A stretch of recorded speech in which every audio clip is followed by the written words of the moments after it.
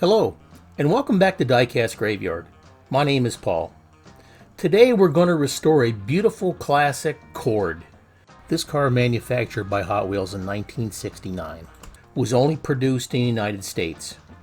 The roof, plastic removable roof, came in black, and the interior also only came in black. The tires on the front and the rear are all the cap style tires, so they should be very easy to replace. This car here has a lot of flea bites on it. There's a lot of paint missing, a lot of tarnish. The tires have to be replaced, and it just needs a good old overhaul and make it look as good as it once did when it came from the factory.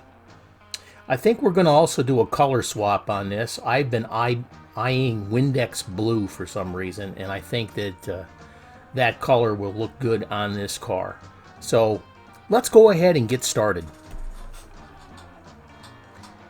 I've already drilled out the posts, and we're going to go ahead and take the car apart. The engine comes out as a piece by itself. Roof comes off, the windshield pops out after you take the interior away. Yeah, this car is a beautiful, beautiful car, but it definitely needs to be restored for sure.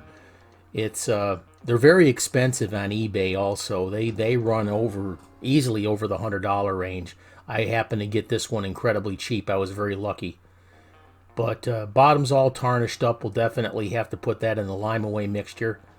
We'll have to scrub that out with soap and water, the interior. Windshield is cracked. I do have another one on order, but I don't know if I'll have it in time when I go to do the reveal. So we'll do the best we can. Roof's in good shape, definitely, so we'll that won't need any work. Now the engine also is tarnished, so we'll have to polish that up and clean that. Alright, let's move on. Here we've got the body. We're going to put it in the citrus strip. Coat it up really good inside and out because we are going to do a color change here. I cover it really good with the citrus strip, and we'll let it sit for a few hours. Mostly I let them sit overnight, but again, make sure you do the inside and the outside of the body to remove all the paint.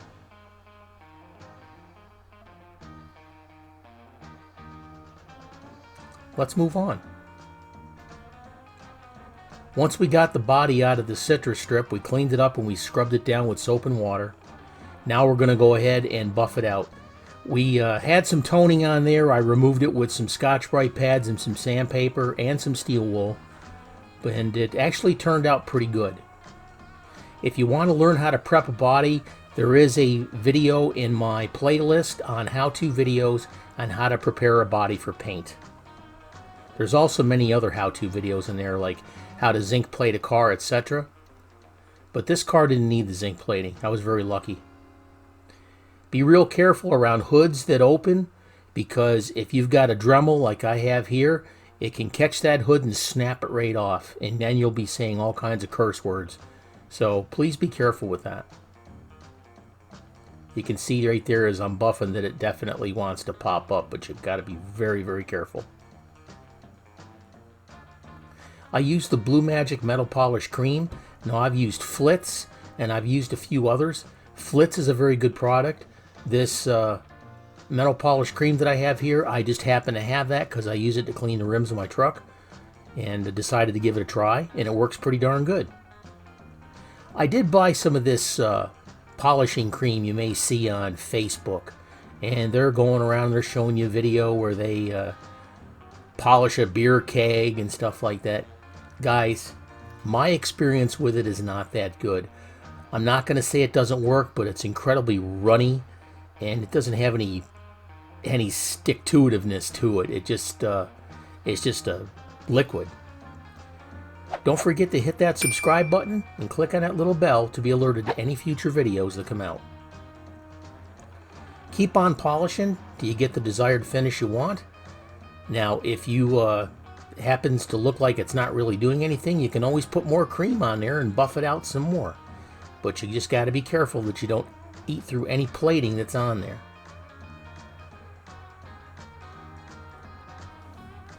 That's looking good. Once we're done, we're going to wipe it down. Let's go ahead and move on. Once I finished polishing it up, I rubbed it down and scrubbed it with some degreaser, some ZEP degreaser, Z-E-P. I got it at Lowe's. You can get it at Lowe's, Home Depot, and at Walmart. But it's a very good degreaser and it works well for what I do. Here we're going to put some mist coats on, some light tack coats. And again, I'm using the Windex blue instead of the magenta that was on there before. I got a bunch of cars in my collection that are magenta, and I wanted to mix it up a little bit. But this car the paint color is going to turn out fantastic for this car. I can see that already. Make sure you put some tack coats down, like I said, and take your time, and don't build up the paint too fast. This is really starting to look good.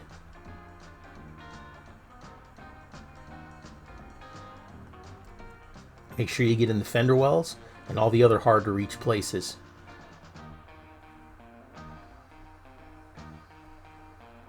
That looks nice. Now that we've let that set for a bit, we've gone through and we've put on a little bit heavier coats.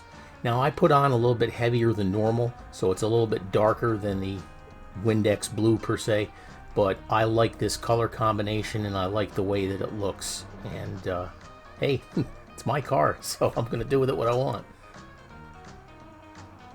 That's looking nice.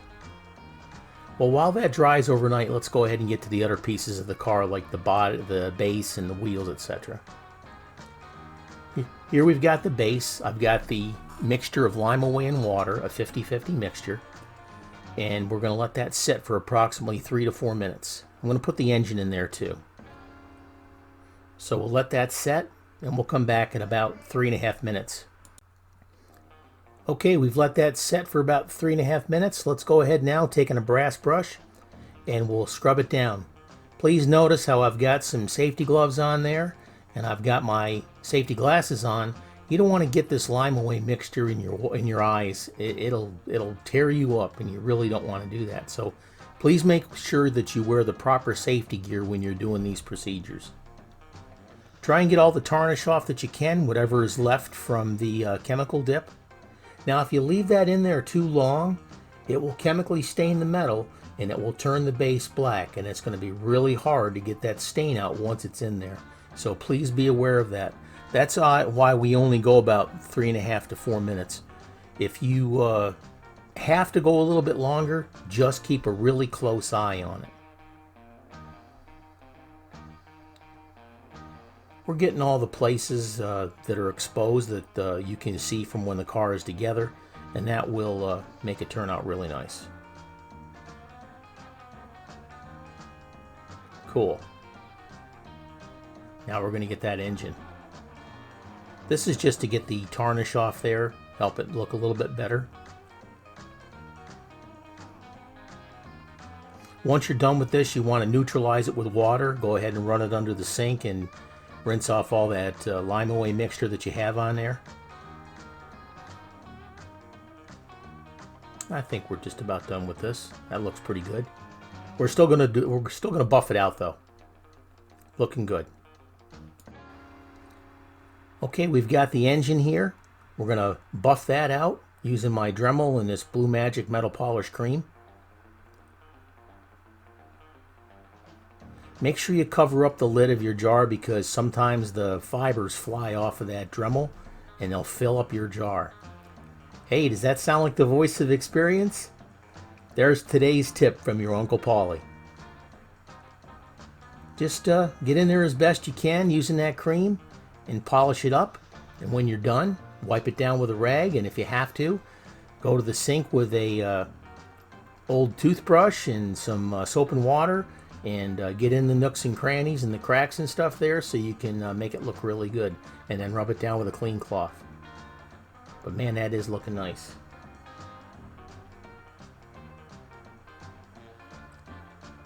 That looks good. That's definitely going to be pretty inside the car, right? Okay, now we're going to do the base. Even though we dipped it in the lime away mixture, I just thought that it would be nice to go ahead and polish up this base. So here we're going to show you how we do that. Put a little bit of the cream on there, and get your handy dandy Dremel or whatever rotary tool you may have. Hold it really good and then take your time and polish up the base.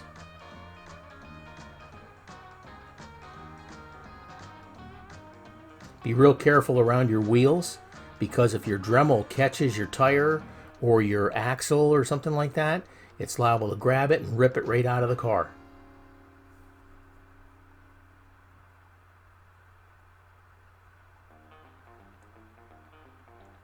Sometimes you see the Dremel bucking in my hand. That's because I may have it going a little bit too fast. Just slow it down a little bit. You'll be able to hold it a little bit easier.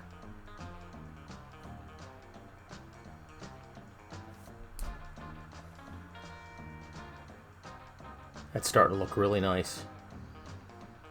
I may not be wearing the gloves, but I am still wearing my glasses because you can get this rubbing compound or polishing compound in your eyes also, and it won't feel too good.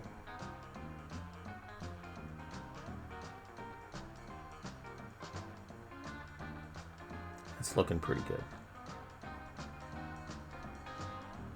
If you have any questions or anything you'd like to ask me, go ahead and ask them in the comments. But if you go to the About section at the front of the YouTube page, you can contact me through email. And that's one of the better ways to get a hold of me. I mean, I do read all the comments on the YouTube channel. I might not answer you, but I do read all of them, I promise. And I do the best I can to answer your questions. That looks nice. We'll just have to rub it down now. That's going to be purty. Sweet. Move on now. Now we're going to do the wheels. I left the old wheels on there just to protect the bearings and stuff like that. But I saved that almost for last because I want the wheels that I'm putting on there to look really nice. Go ahead and take your razor on these cap style tires. Run it to the edge of the little lip there on the tires. Work it in. And then give your razor blade a twist. Some wheels will definitely come off easier than others. Just be real careful when you're doing this so you don't snap the axle. It's so easy to change these wheels out. That is so cool. There you go. One more to go.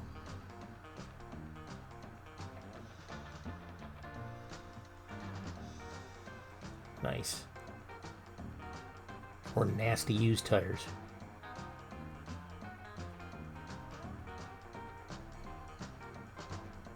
And we're going to have 4 brand new meats on here. These are going to look nice.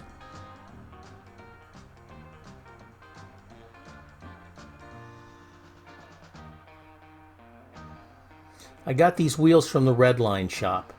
Check out their supply and their tires and stuff like that. If you're restoring an old Redline, this is definitely the place to get your supplies, the Redline shop. And here we've got all of our pieces. That Windex blue is really nice. Like I said, I did darken it up a little bit, but it looks absolutely sweet. The base is all nice and polished. That looks wonderful. Got 4 brand new sneakers on there. The engine's all polished up. That looks good. The windshield is cracked, but we got a brand new replacement coming. Didn't want to hold up the video for that. Here we got the interior all cleaned up, and the roof looks really nice too, so we'll definitely, this car is going to look absolutely sweet. Let's put it together and do our reveal. And here's what we started with. A classic Cord in definite need of a restoration. With all the paint that's missing, the broken windshield, which again, it's on its way. All the flea bites on there. We definitely need some new shoes. We got a lot of tarnish on there, and we definitely got some toning. So we'll get that taken care of, and we'll take it apart and polish it and put new tires on and just do everything that we definitely need to do. And here's what we got to. A beautifully restored Hot Wheels Classic Cord. This car is absolutely amazing, and like I said, they're very, very expensive on eBay, easily fetching $100 for a car in decent shape. So if you happen to have one or find one, you're incredibly lucky because like I said, these are hard to get. well, you're not, unless you're willing to pay, top dollar for these things. The prices on eBay have skyrocketed so bad. It's amazing. So we got the beautiful Windex Blue. We got brand new tires from the Redline shop. We polished it up, we cleaned it up, we got the toning off there. This car is absolutely beautiful, and what a amazing piece this is going to be in mine or someone else's collection. But it looks fantastic. I'm very pleased with how this thing turned out. Now I've got a Patreon page. This is where folks subscribe to me. You'll get to see videos and pictures of work in progress 1, 2, 3 days, maybe weeks ahead of time. And I've got some new members on here that I'd like to thank. In the hearse driver category, I'd like to thank Tony Hughes over there in the UK. Thank you so much, sir. I've got Stephen Terrence. Thank you so much for joining the team. I really do appreciate it. Over in the Gravedigger section, I've got new member Chris Decker. Sir, thank you so much for joining the team. We'll be talking to you folks soon. All my other Patreon members, the hearse drivers, check out Jim Silva's YouTube page, Richard over at Michio Woods Garage, and Grizz H Flowers, or just call him Grizz. He's got a site called Bearcat Designs where he does 3D printing for the diecast industry, so please check out his Facebook page. This is Paul with Diecast Graveyard. Thank you guys so much for joining me here today and watching my videos and subscribing to the page. Please consider joining the Patreon team. There'll be a link in the comments section. Have a great day.